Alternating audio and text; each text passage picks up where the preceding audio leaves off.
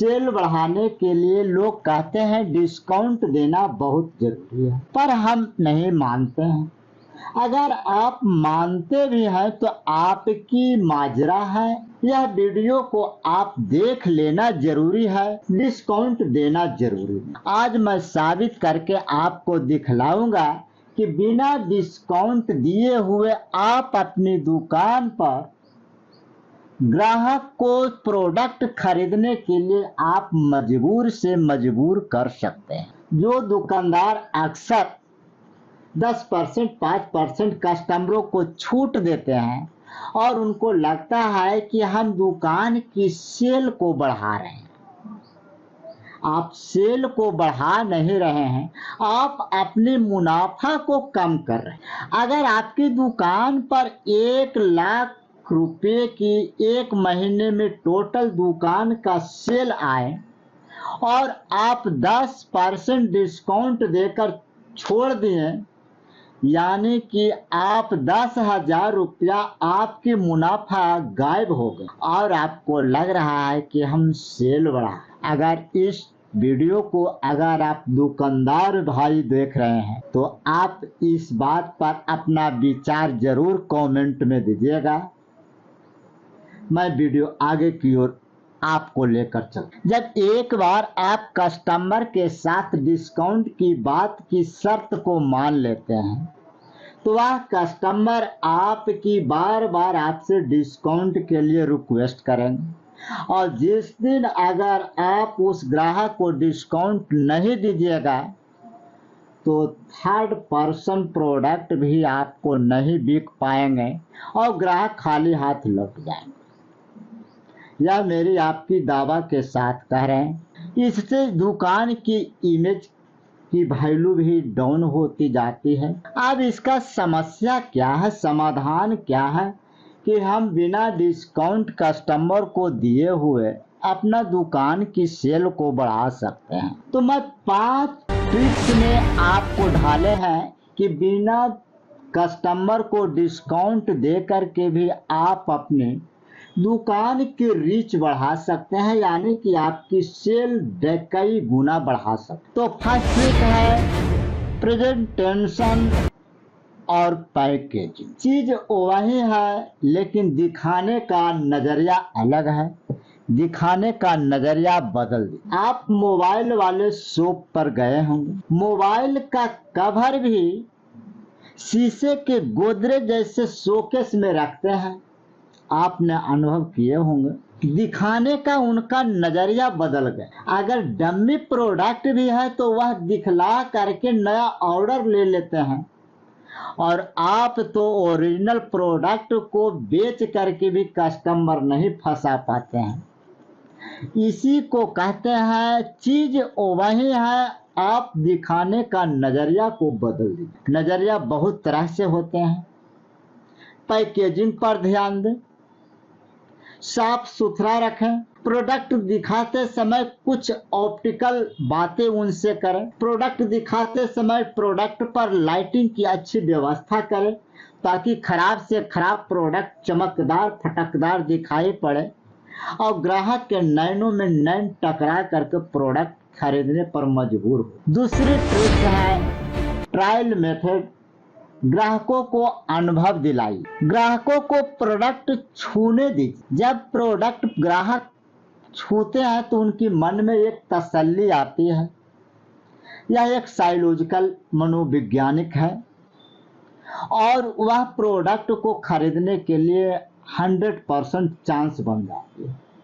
आप कपड़े के दुकान में देखे होंगे, शोरूम में देखे होंगे, मॉल में देखे होंगे, कस्टमर को कपड़ा पहनाते हैं और आईने के सामने खड़ा करते हैं और प्रोडक्ट की झूठ मूठ बड़ाई करते हैं कि आपकी प्रोडक्ट बहुत अच्छी है, आपकी सूट कर रही है, यह प्रोडक्ट मार्केट में खूब चल रहा है, जैसा कि ऐसा कुछ भी नहीं है।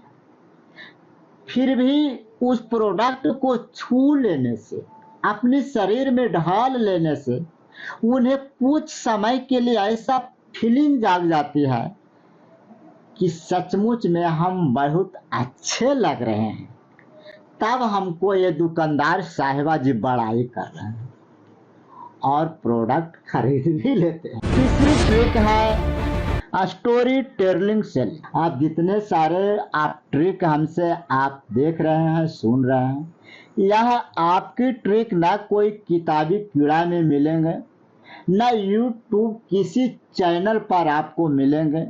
आपको हम बता देना चाहते हैं कि मैं खुद अपने ढंग से कंटेंट क्रिएट करते हैं जो साइकोलॉजिकल के रूप में आज उभरते हुए आ रहे हैं। हमारे चैनल पर आप बहुत सारे वीडियो देखे होंगे जो अलग चैनल के मुकाबला से जो जमीनी धरातल पर आ करके विवश हो जाते हैं, उनका कोई रास्ता नहीं निकल पाता है। तो मेरे चैनल पर आ करके देखकर आपकी सारी समस्या का मुझे हल आपको मिल सकता है। कोई बात नहीं, ये तो मेरा चैनल का छोटा सा इंट्रोडक्शन था। चलते हैं आपके मुख्य टॉपिक पर, स्टोरी टेलिंग सेलिंग। प्रोडक्ट के पीछे कहानी को सुनाए। यह बहुत यूनिक और मनोविज्ञान से जुड़ी हुई तार है। अगर आप प्रोडक्ट बाहर से मंगाए हैं या तो आप चाय के बेच रहे हैं, तो उन्हें चाय के इतिहास के बारे में बताएं। क्या आसाम दार्जिलिंग का चाय, वहां सुरक्षित टैंकर की व्यवस्था से आपको लाया जाता है, उसके बाद दुकान पर रख करके आपकी सेवा तक किया जाता है। इससे कस्टमर का व्यवहार है जो उस प्रोडक्ट की वैल्यू धीरे धीरे ज्यादा बढ़ने लगते हैं और उनके मन में एक जिज्ञासा आती है कि यह प्रोडक्ट बहुत दूर से आया है, उच्च क्वालिटी के होंगे। सिर्फ चाय की बात ही नहीं है, अगर आप कपड़े का बिजनेस करते हैं तो जो कपड़ा आप दिखा रहे हैं उसको मुंबई, सूरत जैसे जैसे शब्द का प्रयोग करके अगर कस्टमर को स्टोरी बतलाते हैं कि वहां से इस रेट में प्रोडक्ट आते हैं, उसके बाद आने के बाद जीएसटी लगते हैं, उसके बाद आपको 1 से 2% पर भी अगर इतनी अच्छी माल को आप नहीं खरीदते हैं तो आपकी कमजोरी है, आपकी नासमझी। इस बात करने से कस्टमर के दिल में और दुकानदार के बीच जो इमोशनल कनेक्शन तैयार होते हैं, इसका उम्मीद वही दुकानदार और कस्टमर लगा सकते हैं जो इस ढंग की वार्तालाप कर करके प्रोडक्ट को बेचते हैं और बेचते आ रहे हैं। वैल्यू ऐड करें। जैसा कि कुछ देर पहले आपको हम बताए थे कि डिस्काउंट देने से दुकान की इमेज धीरे धीरे टूट जाती है, तो अब टूटे हुए इमेज को वैल्यू दिलाइए। वैल्यू बहुत रूप में होते हैं, या तो प्रोडक्ट के वास्ते वैल्यू दिला दीजिए, या तो कस्टमर को खुश करके वैल्यू दिला दीजिए। चाहे आप कुछ भी करके वैल्यू दिला दीजिए, लेकिन आप जिस दिन कस्टमर को वैल्यू दिला देते हैं उस दिन कस्टमर आपकी बात पर सहमत हो करके 2 रुपया महंगा ही सही आपकी प्रोडक्ट ले ले। ऐसे तो वैल्यू दिलाने के लिए बहुत सारे मेथड हैं। अगर आपकी विशेष जानकारी इस टॉपिक पर चाहिए तो धड़ाधड़ कमेंट करके अपना विचार को व्यक्त कर दीजिएगा।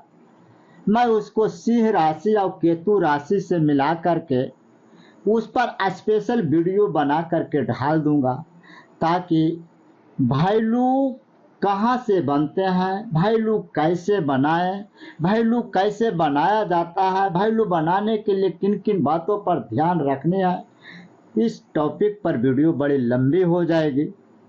इसीलिए अगर आपकी जाननी ही है तो आप बेझिझक होकर मुझे कमेंट भी कर सकते हैं। पांचवी ट्रिक है वीआईपी ट्रीटमेंट, यानी कि आप दुकानदार से डॉक्टरी लाइन में भी प्रवेश करने वाले हैं। वीआईपी आपके शॉप पर कुछ जान पहचान के भी लोग आते हैं, कुछ अजनबी भी आते हैं, कुछ आपसे बड़े भी आते हैं, कुछ पैसे वाले आते हैं, कुछ तो इतने पैसे वाले आते हैं कि उनको जी सर हाँ सर कहते हैं। तो आप उनको वैल्यू दिलाइए। वैल्यू एक पर्सन को नहीं, आपकी दुकान पर जितने सारे कस्टमर आते हैं, या तो लोग फैमिली से गुजर करते हैं, हाई फैमिली से गुजर करते हैं, सबको एक समान अपना परिवार की तरह उनको वैल्यू दे, उनसे आप बात करें। और आप जिस दिन वैल्यू दिलाने में अगर आप ब्रह्मास्त्र साबित हो जाते हैं, तो आपका पूरा परिवार कस्टमर नेटवर्क का जाल एक ऐसा खड़ा हो जाएंगे जो आप अगली बार आपकी दुकान पर भीड़ को संभाल नहीं पाए। ऐसे इस बात पर हम क्यों कर रहे हैं? बहुत सारे मैंने सेमिनार हॉल पर इस वीआईपी ट्रीटमेंट के ऊपर मैंने डिस्कस किए थे। मैं उसी का एक्सपीरियंस आपको एक छोटा सा उदाहरण पर लेके चलते हैं, क्योंकि यह वीडियो बहुत लंबी हो जाएगी। आपके शॉप पर दो तरह के कैंडिडेट आते हैं, एक पैसे वाले आते हैं और दूसरी तरफ पैसे वाले नहीं आते। आपको अंदाजा लग रहा है कि अगर हम पैसे वाला को वैल्यू दिलाएं तो शायद प्रोडक्ट खरीद पाएंगे क्योंकि इनके पास पैसे हैं, परंतु आपकी समझ आपको पीछे ले जा सकती है। आप जो पैसे वाले कस्टमर नहीं हैं, उनको अगर आप वैल्यू दिला देते हैं, उनसे प्यार से बोलकर वैल्यू दिलाते हैं, प्रोडक्ट की वास्ते वैल्यू दिला देते हैं, या तो आप उनके चाय पिला करके ही वैल्यू दिला देते हैं, तो दोनों को फासला का जो नजर आएंगे, मुझे कमेंट आप करेंगे। तो प्यारे मित्रों जी, ये थे 5 ट्रिक जो आप अपनी दुकान पर बिना डिस्काउंट दिए हुए आप दुकान की सेल बढ़ा सकते थे, दुकान की रीच डबल कर सकते थे, एक दुकान से कई ब्रांच बना सकते थे। तो यह वीडियो आपको अगर नॉलेजेबल साबित हुए, इस वीडियो से अगर आपको कुछ सीखने को मिला, तो चैनल को सब्सक्राइब करके बेल आइकन घंटी को प्रेस कर दें। फिर आपकी अगली एक से एक धांसू ट्रिक लेकर आएंगे। मैं आपसे विदा लेते हैं। Thank you. धन्यवाद।